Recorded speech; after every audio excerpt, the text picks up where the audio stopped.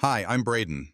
My son built a career off stories about resilience, then called me a parasite to millions of listeners. What he didn't mention, he forged papers to take my house, then bragged about it on air. I kept quiet for too long, but the moment he accepted that award, something in me snapped. You ever wonder what a father does when betrayal wears a microphone? The morning had started just like any other. I sat on the back porch with a mug of black coffee, watching the sun drag itself lazily over the rooftops. The quiet, the birds, the creak of the old wooden chair, it was all mine.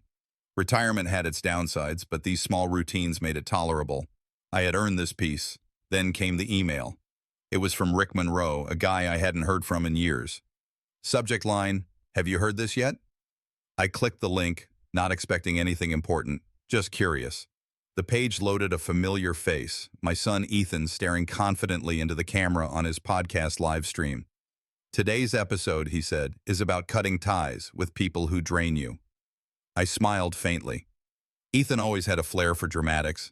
But then, my dad, he continued, his tone dropping, is the kind of parasite that sucks your life dry, then acts like he deserves praise. The word landed like a brick to the chest. Parasite. I froze, eyes locked on the screen, ears straining. Had I heard that right? I rewound the clip, played it again. My dad's the kind of parasite that sucks your life dry, then acts like he deserves praise. That smug delivery. No hesitation. Like he'd rehearsed it. I stared at the mug in my hands. Still full, still hot. But suddenly, I couldn't hold it steady. My hands weren't trembling from age. This was something else. Fury. Disbelief. Shame. My mind shot backward through years of memories, working weekends so he could play travel baseball, selling my car to cover his first semester tuition, letting him crash at my house after his divorce. I never asked for anything in return, never kept a scorecard. I wasn't supposed to be hearing this. Not like this. This wasn't an offhand comment. This was recorded, edited, published, intentional, and live now for anyone to hear. That's what gutted me most. He wanted people to know. He wanted strangers to agree with him. It wasn't just a betrayal, it was a public execution. The truth is, the distance had been growing for years. Ever since Ethan's podcast took off, our calls had turned into texts, then silence. The visits stopped. Holidays became photos on social media. I used to chalk it up to him being busy, chasing his dream. But now, I wondered if the silence wasn't distance. It was resentment building in disguise. I'd been watching from the sidelines while he built this career, thinking I was giving him space to become his own man. Maybe I was wrong. Maybe I should have asked more questions, pressed harder, showed up uninvited. Maybe I mistook his silence for stability. Now it was clear. He had rewritten the story of us, and in that version, I was the villain. I stood up from my chair and walked inside. The house greeted me with its familiar creaks and sighs. I built this place with the idea that one day it'd be his. Every brick, every dollar, every late night spent fixing a broken pipe or patching a leaky roof, it was all for him. But now the walls felt like strangers. Worse, they felt like witnesses. "This place was meant to be yours," I muttered, "but you made sure I knew I was just renting respect." He probably recorded that podcast believing he'd still inherit it, believing I'd swallow the insult and keep nodding along. I looked around, the framed photos on the hallway wall, the old guitar in the corner, the dent in the kitchen counter from when he dropped a frying pan as a teen, all suddenly felt counterfeit. My hands curled into fists at my side. Should I call him? Drive to his house? Sell the place? Burn it all down? My heart said fight. My head said wait. I grabbed a pen and paper, sat at the desk, and started writing a letter. Got 3 sentences in before my throat closed up. I crumpled it, picked up the phone, dialed, let it ring, hung up. My voice, so strong in courtrooms, town halls, and Sunday barbecues, felt small in this moment. I stared at the deed on my desk, my name alone, etched in ink. I'd held onto this house through market crashes, layoffs, a divorce. Now it felt like all of it had been for a man who just called me a parasite on air. That's when the switch flipped. I wasn't going to explain. Not anymore. Not this time. I closed the laptop gently. The room was still, quiet, respectful. "If that's how you see me," I said aloud, steady and low, Then maybe it's time I remind you who built this house. I barely slept. The sun had been up for hours before I even left the bed. My mind kept circling that podcast like a hawk around a wounded animal. I replayed it in my head a dozen times. Each word, each pause, each smug chuckle. Still, part of me hesitated. Maybe I misunderstood. Maybe Ethan was trying to be funny, edgy, make a point. Maybe I was being too damn sensitive, old man syndrome, reading too much into things. That's what people like to call it now, right? I needed to hear his voice. That was the only way to make sense of this. If he sounded regretful, even slightly unsure, I could maybe let it go. Maybe. I poured myself some coffee, stared at the steam curling from the cup, then picked up the phone and dialed. It rang twice before Caitlin answered. "Hi, Brayden. It's Caitlin," she said, sounding more surprised than anything. Jeremy's not home right now." He just stepped out. Her voice was polite but thin, like she was holding it up with two fingers and didn't want to touch too much of it. "That's fine," I replied, trying to keep my tone even. "Just wanted to check in." There was a pause on the line. She said something about how busy things were lately, sponsors, live events, travel coming up. I tried to steer the conversation toward the podcast without asking directly. "You know, I caught part of Ethan's last show," I said. "Didn't expect to hear my name mentioned." She paused again. "Oh, yeah, he's been doing a lot of those family reflection episodes lately." I muttered. Interesting choice of words he had. She didn't bite, just shifted the subject to the weather. Said something about the rain messing with their backyard garden. The whole exchange was stiff. No warmth, no familiarity. We wrapped it up quickly. She said, "Tell you what, I'll have him call you later, okay?" "Sure," I said, even though I knew he wouldn't. Then I waited for the click, but it didn't come. Instead, I heard rustling, muffled footsteps, a cabinet door opening, then her voice again, clearer now. "He called again," she said. I froze. The phone was still on. She hadn't hung up. "You think he suspects we're looking at facilities?" she continued. My breath caught. Then I heard Jeremy, my son. "Let him. He's losing it. That podcast was just the first step." They kept talking, unaware I was still on the line. "He's not as sharp anymore," Caitlin said. "Honestly, he won't even notice once it happens." Jeremy chuckled. "We just need to make it look like it's for his own good. Something like safety or routine care, hit the guilt buttons." "And that house," she said, lowering her voice. "It's perfect. Market's insane right now. We could list it in June, maybe earlier." "Yeah," he added. "Mid-range place for him. Not top tier, but decent enough. He'll be fine. He babysat Hunter last summer and forgot the stroller at the park, remember?" Caitlin laughed. "He's slipping." "I'll talk to him after the next stream," Jeremy said. "Frame it like we're helping." My hand gripped the phone so tightly it creaked. They weren't just preparing for something. They had a plan. They had timing. They had the nerve to talk about me like I was luggage to be stored. I hung up, slow, careful, quiet. Then I sat still. No words, no tears. Just a pressure in my chest that wouldn't move. I opened the drawer beside me, took out the deed to this house, my name on the top line. Alone. No cosigner, no trust. Just me. I reached behind the stack of papers and pulled out the lockbox. Inside, the letters from Ellen, my late wife, one for every anniversary, every major event.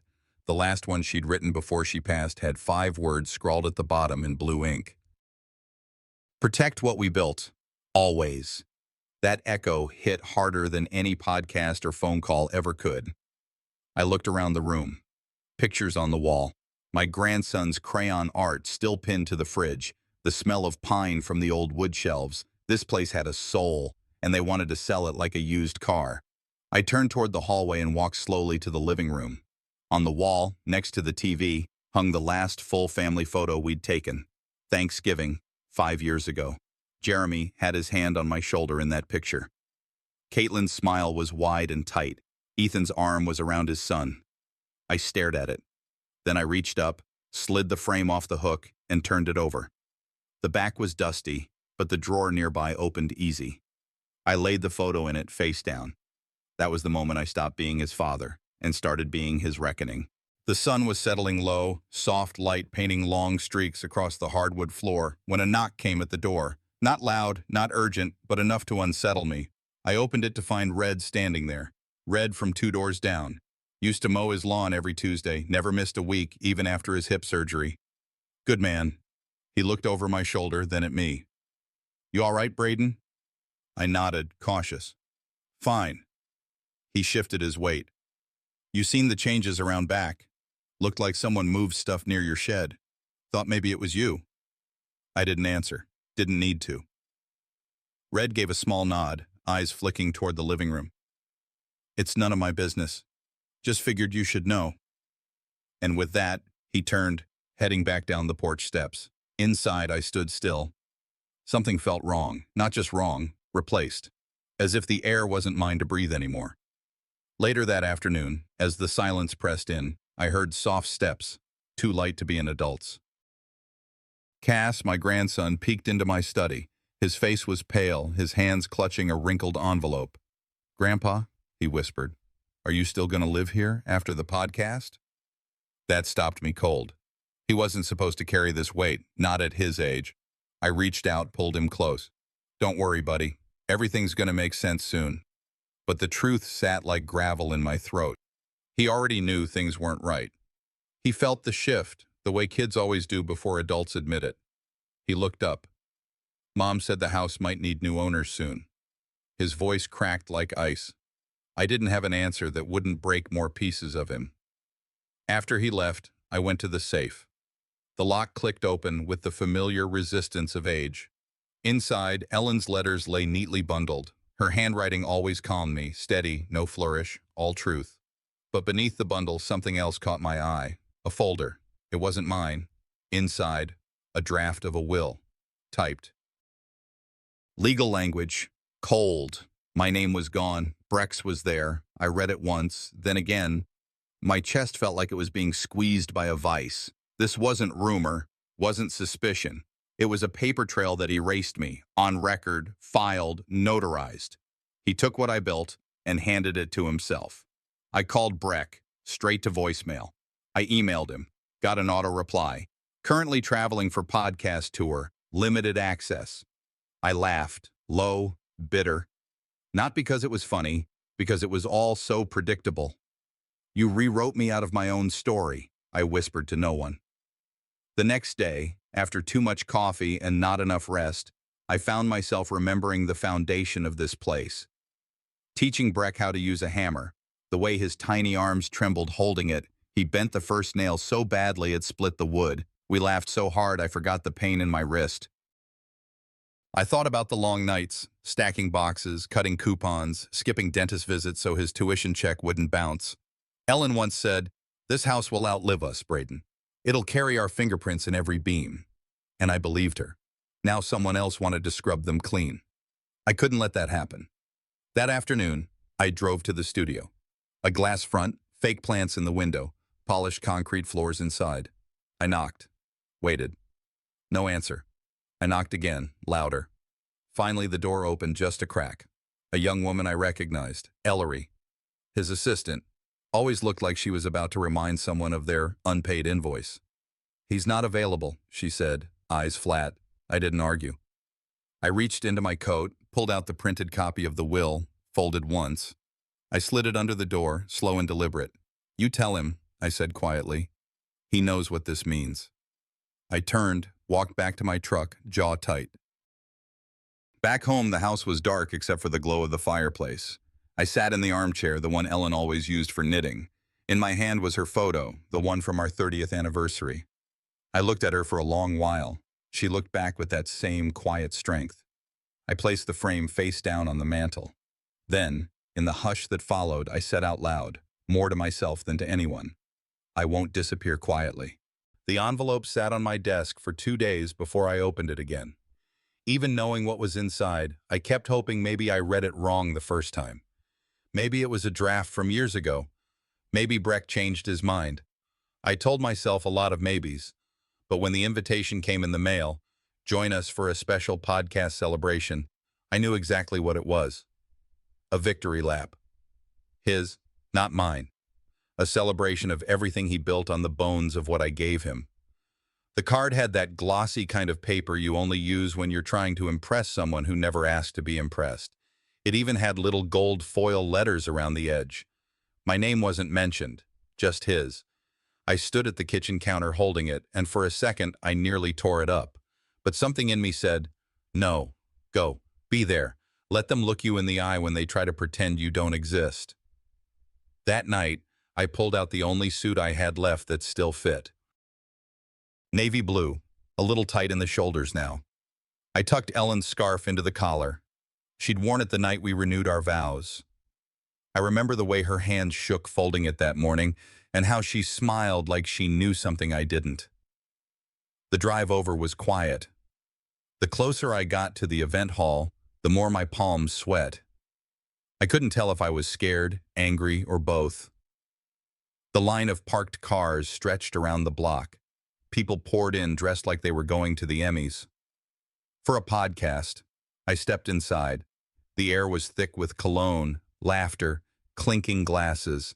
And then, eyes. People who used to nod at me in grocery aisles, folks who asked about Ellen when she got sick. Their smiles were brittle now, polite, empty. A couple near the bar looked my way. The woman leaned in, whispered something. He laughed too quickly. I caught only a few words. His dad. That episode. Awkward. I nodded like I hadn't heard, moved past them to the far wall. Breck stood on stage, spotlit like a star quarterback at homecoming. He wore a tailored suit, crisp hair, confidence oozing out of every movement. He was shaking hands with some podcast sponsors or tech guys. I couldn't tell the difference anymore. He thanked the crowd, thanked his team, thanked his supporters who believed in the dream even when it wasn't clear. And then he said it. And to the parents who didn't believe, sometimes their silence pushes you harder than their praise ever could. Laughter rolled through the crowd. I stood there, not a breath left in my chest. Ellery walked over, handed me a glass of something amber. I didn't take it. She didn't insist. The band started up, a cover of a song Ellen used to dance to in the kitchen. I stood still while the room moved like a snow globe, shiny, hollow. I drifted outside. The back patio overlooked the garden. That's where Delphine Brewster found me. She used to be Ellen's friend. They played bridge together, gossiped about city council, laughed too loudly over tea. Her voice came low, like wind through dry leaves. They've already spoken to a realtor, she said. 2, actually. I overheard Caitlin bragging about it at the hair salon. I blinked. The house? Delphine didn't blink. They think you're fading, Brayden. Like it's already done. I didn't answer. She put her hand on my arm. Don't let them write your ending. And then I saw it. Through the hedges, where the alley meets the side driveway, a moving truck sat, half-loaded. Boxes marked kitchen, upstairs closet, Cass's room. I didn't walk. I stormed toward it. The side door of the hall was propped open just enough, just wide enough for someone to pass in and out without being noticed. Inside, applause erupted. I turned, walked back just in time to hear Breck finish his final line. Thank you, Dad, if you're still listening. More laughter. A couple people turned toward me thinking it was cute. A moment, a bit. I stepped forward, cleared my throat, my voice cracked. You never once asked me what home meant to me. Silence. That kind of silence that burns louder than a stadium. I didn't wait for a reply. I turned, left. In the car, I gripped the wheel so hard it left dents in my skin. I thought about Ellen, about Cass, about every Saturday I spent fixing pipes or repainting walls because Breck said he didn't have time. And I realized this wasn't about respect anymore. It was about making sure the truth outlived their version. I drove home, tossed the invitation onto the passenger seat. It slid off. I didn't bother picking it up. At the house, I went straight to the old safe, the one Ellen always said to keep close, just in case they forget who helped build it all. Inside, beneath her letters, was another envelope. This one sealed tight, yellowed at the corners. I opened it. Draft amendments to the will. My name, once in bold, now gone. Morning light crept through the lace curtains, painting pale stripes across the floorboards. I sat by the mirror in the hallway, rubbing the sleep from my eyes, tracing the wrinkles that had settled around my mouth and forehead. Ellen used to say, A man who stands for something doesn't fade. I remembered that line now, sharp, unsettling. The house felt colder. The echo of last night's laughter, the whispers in hallways, still fresh. I dressed carefully. My old cardigan, jeans faded at the knees, Ellen's scarf pinned quietly beneath the collar. I paused at the front door, fingers resting on the door frame I built myself. The wood still felt sturdy. My reflection in the glass refused to lie. I was older, yes, but not invisible. Stepping into the neighborhood, I headed for the cafe down the block. Sun warmed the pavement, but my heart was heavy. Inside, I found a corner booth and ordered a black coffee. My gaze drifted. A table over, two women's heads bent together, voices low but sharp. He stood up in the crowd just then. Did you see? A clap, a nod, one said. My heart stumbled. Was that applause for me? The tremor in their tone? Yes, I think it was. They spoke about Breck's triumphs, about how people admired where he was now. But something under that admiration felt like pity, or a facade. I sat still, listening, almost breathless as their words painted me as someone forgotten, someone whose presence was unacknowledged until it suited the story. That small moment, it lit something inside me, a spark I thought had died. I thought of the hours I worked, the nights without complaint, every repair, every dollar saved for him, for the future this house represented. I thought about Ellen's voice, soft and certain, promising that what we built would last. When I got home, Cass was waiting on the porch. The wooden swing creaked beneath him. He held a recorder tight in his small hand. "Grandpa," he said quietly, "listen to this." He played it. Voices sharp in the recording. Caitlin and Breck discussing selling the house, planning without telling me. My breath should have gone into my lungs, but it didn't. Betrayal masked as practicality. Words rehearsed. Legal papers drafted. Cass's voice cracked when he spoke again. "I thought you should hear this from me." Anger hit first, then pride. My boy, standing up for me. I swallowed hard, tasted hurt and love in the same breath. They had made me believe I was imagining it. Now I knew I wasn't. I went inside, closed every window, locked doors. I opened the computer, opened my email, drafted 30 words. You rehearsed every lie. Here's truth. Attach the recording from Cass. My fingers trembled, not from age, but from the weight of betrayal. I considered yelling, considered silence. I chose action. In my nightstand, I found Ellen's last anniversary letter, her handwriting still flowing, still real. At the bottom, she had written in blue ink, "Protect what we built." I touched the words as if they were warm.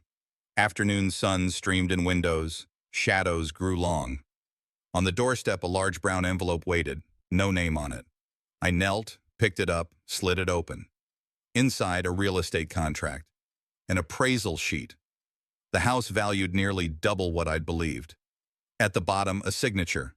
Familiar, the paper was ready. They assumed I'd accept. My hands burned, eyes stung, but I felt something harder than fear, resolve. I stood, envelope in hand, staring at the yard where Cass played, the garden Ellen planted. This house was constructed from love, sacrifice, hope, and now they treated it as collateral. I did not weep. I did not shout. I did what I'd learned to do over decades of silence and work. I prepared for truth, prepared for justice. This moment wasn't the beginning of hate. It was the start of reclaiming. I walked home under a late afternoon sun, the appraisal envelope burning in my coat pocket. The neighborhood smelled of damp grass and cut wood, ordinary things that felt strange now. Inside, I carried confusion. Something heavy was coming. Once in my study, I let the door close behind me. The mail lay in a pile, bills, a catalog, junk. Then, a sealed letter from the county clerk. My heart stuttered before I opened it. The document said the title of my house had been transferred legally, in part, to Breck. My name was crossed out. I sank into my chair, staring at the legal seal, the clerk's stamp, the signature I didn't recognize. How? When? Why was this allowed? I murmured, voice raw. My hands trembled as I held the paper. I felt every line, every word. This was more than betrayal. It was erasure. I gathered old folders Ellen and I kept, deeds, wills, trust agreements. I found a power of attorney I signed years ago, trivial then, for minor affairs. I had trusted in son, in blood. Now that trust had been used as a weapon, Ellery and Breck manipulated those words. I called my lawyer. My voice was calm, but my heart thundered. "Is this valid?" I asked. The lawyer said yes, technically, legally credible, but morally corrupt. The boundaries between what's lawful and what's right blurred. That evening, I confronted Ellery. I approached the large bay window of their studio. She opened the door just a crack. I held up the document. I said, "You knew how to use this." She replied with legal jargon, with deadlines, with excuses. "You signed it without reading the fine print," she said. I saw Breck step into the doorway behind her. His face was hard. "Dad, I thought it was best. You were losing track." I felt anger rise. My bones remember every tireless repair I made to keep this house standing. I countered, "Losing track. The only thing you lost was your sense of decency." They offered no apology, only justification. As twilight crept in, I remembered teaching Breck to hammer nails in the garage. His small hands, gripping wood, dared to miss sometimes and laughed at his mistakes. Ellen's voice whispered from memory, "Always read every line, even the footnotes." That lesson now stung. Every broken nail, every crooked board was a part of me. I felt betrayal slice deeper with each recollection. Night fell. I sat on the porch swing I built decades ago. The wood arms creaked under me, familiar and unforgiving. I held the title document. I thought, I will challenge this. I will bring witnesses. Red's observations, Cass's recordings. I'll show them this isn't about old bones. They're selling off my essence. With resolve, I drafted an email to Breck. "You transferred more than just title. You took my legacy." I considered sending it now, but paused. Let it wait. Sometimes strength lies in waiting, steady, not rushed. Then my phone buzzed. Display showed news reporter. My chest clenched. I swiped. "We'd like your reaction before we publish our expose." The words glowed on screen. My hand held the phone tight, eyes hard. Truth was now public. Title shift was no longer hidden. I slipped into my jacket as dusk settled, Ellen's scarf pinned invisibly inside. My reflection in the hallway mirror saw a man older, sagging shoulders, graying hair, but eyes steady. I took a breath. Tonight wasn't about being seen. It was about finally being heard. The awards hall glowed like a constellation. Banners, lights, flashbulbs. I walked in, past the velvet ropes, past people who once nodded at me in passing, now studying me like I was a curiosity. The stage loomed, elevated. Breck stood under a spotlight, speaking into a mic with confidence. "Generational change, he said, voice full. He thanked those who believed. I clenched my hands at my sides. My heart thudded. This was the moment everything I had kept inside exploded outward. Halfway through the ceremony, the screen behind him flickered. Clips began. Delphine's comment from the garden, Cass's recording playing softly, courthouse documents revealing the title transfer. The audience shifted. Phones came up. The murmurs rolled like thunder. Breck paused, cleared his throat. He laughed, weak, rehearsed, as though the stage under his feet had suddenly become a trap. I felt vindicated. A warmth spread through my chest, not pride, something deeper. When people saw those documents, saw the betrayal laid bare, the house built on labor and silence turned into proof. Someone handed me the event program. My own name was printed as guest of honor. My throat tightened. They expected a subdued, grateful father. What they got instead would rattle the halls. When Breck took the award, applause thundered. He stood there, posed, ready to roll out the speech, but something shifted in his face. I walked forward, slow, deliberate, to the microphone stand before him. Cameras caught me. I cleared my throat. The hush that fell felt like a void. "You called me parasite," I said, voice steady. "You erased my name. You used my trust." I held up the old deed, the recording, the will draft. The crowd hushed so completely I could hear my own pulse. Breck's eyes flicked from me to the papers. My voice did not waver. I didn't yell. I didn't cry. I spoke truth. Flashbulbs popped. Editors leaned forward, cameras swooped. I saw faces twist between embarrassment and realization. He opened his mouth. I cut him off with facts, documents, witness statements. Cass's voice trembling but honest. Not shameful, just real. Afterwards, the lights didn't feel bright. They felt sharp. Headlines flashed on screens in my mind. Reporters scribbled. I walked out into the cool night air, not victorious. No, but alive in a way I hadn't allowed myself to feel in years. Back home, phones buzzed. Notifications piled in. Some messages kind, some venomous, some confused, but none ignored. Breck's team sent statements. Concern. Misunderstanding. This is fatherly love. Hollow words. Cass found me later holding Ellen's photo.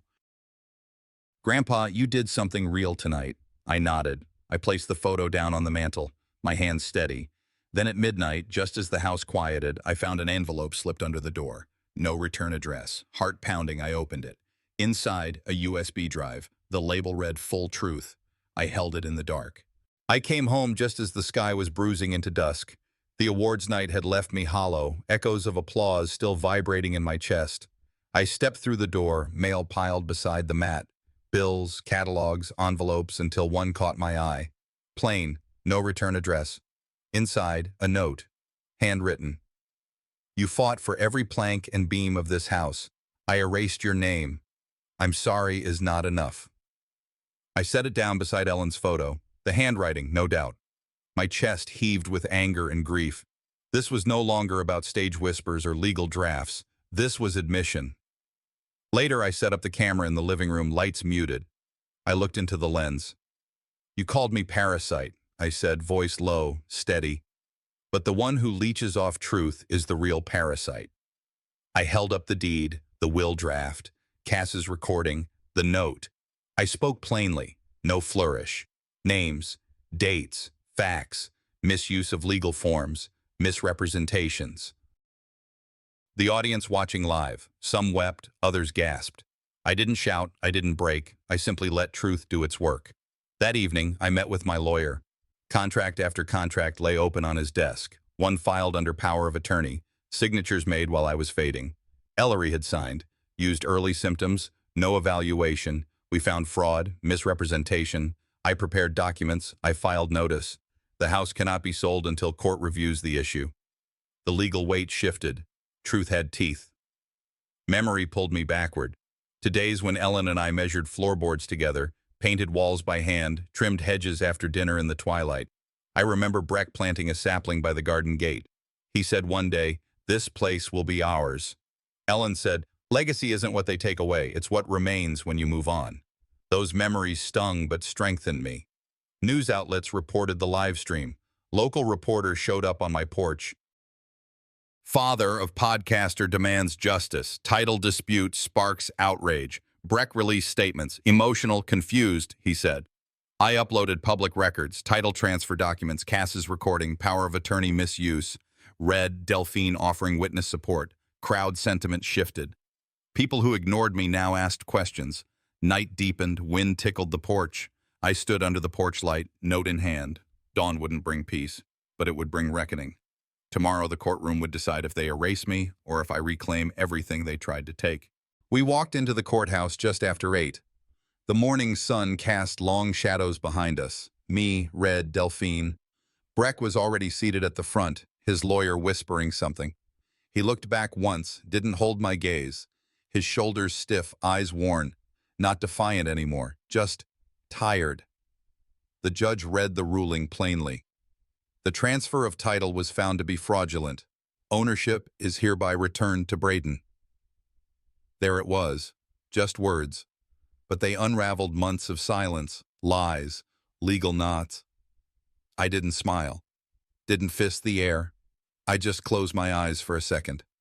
Breck didn't speak, but his face. There was a flicker. Remorse, maybe, or realization. I didn't need to decode it. Outside, as reporters swarmed, Delphine leaned in and said, "You didn't just win a case, you reclaimed your name." I gave her a soft nod. That was enough. No fireworks, just stillness.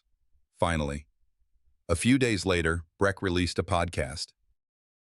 Title: My Father, the Man I Didn't Understand. I listened once. He spoke about pride, missed signals, how he mistook my quiet for weakness. He didn't apologize, not outright. But the tone, it had changed. Maybe not much. But enough. I deleted the app after that. I told myself, forgiveness doesn't need an audience. I wasn't going to wait for his next move. I had my closure. He could keep talking. I'd moved on. The house, it didn't feel the same. It echoed too loudly now. I walked room to room, touched the chip trim Ellen painted herself, found a sachet in her dresser drawer that still held the faintest trace of lavender. Red showed up one afternoon with papers. "You ready to list?" she asked. I nodded, not out of anger, but to free both of us from the memory-turned monument. Before I left, I climbed into the attic one last time and left a note. "To the next dreamers, may this place grow with you." I closed the hatch, locked the front door, slipped the key into Red's hand. The house was no longer a battleground. It was just a house. I moved into a small lakeside home, modest, one bedroom, but it had light. Morning coffee came with birdsong. Evening brought quiet, just the way I liked it. No more courtrooms, no more cameras. Cass visited one weekend, baby girl swaddled in her arms. She placed her gently in mine. "Meet your grandpa," she whispered. That child didn't know any of it, and didn't need to. Her heartbeat, soft against my chest, was future. I planted a sapling by the lake. Nothing fancy, just a promise to myself. Ellen would have liked it. She always said, "Build something that outlasts your name." I picked up my old leather-bound journal the next morning, scribbled something on the last page. I was called a parasite. I proved I'm a pillar. That was it. Not revenge, not victory, just clarity. Now I walk by the lake each evening. No headphones, no distractions. Just wind and water and peace. The fight's done. I'm done with podcasts, done with battles. I've kept the only thing worth keeping, myself. As I sat on the old bench Ellen used to love, I looked out at the rippling water. I felt it. Not triumph, not even joy, but peace. I smiled, not for what I lost, but for what I still had. I heard the wind whisper through the trees, just like her voice, soft and proud. I closed my eyes and whispered back, "I'm home."